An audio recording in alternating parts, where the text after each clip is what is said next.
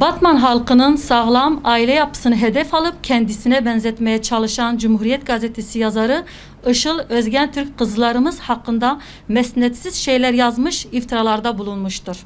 Haya ve iffetten nasiplenmemiş, kalbindeki çirkefliğin yüzünde de yansıdığı bu bayan, Batman ve bölge halkının örf, gelenek ve dindarlığından bir haberdir. Bahsettiği olumsuzlukların en az yaşandığı il belki Batman'dır. Batman halkının iffetle örülmüş aile yapısı kadınıyla erkeğiyle huzur yuvalarıdır.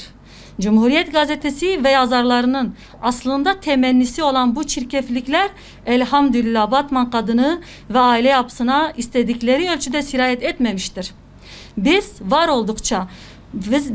oldukça da bu şerirlerin önüne dikilip kızlarımıza ve aile yapımıza kalkan olacağız Allah'ın izniyle. Güya sosyal medya hesabından Batman halkından özür dilemiş, ancak özür dilerken bile Batmanlı bayanlara hakaretlerini sıralamış. Dolayısıyla özrü kabahatinden büyük.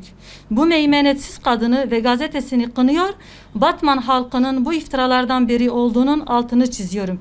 Hüdapar Batman Kadın Kolları Başkanlığı.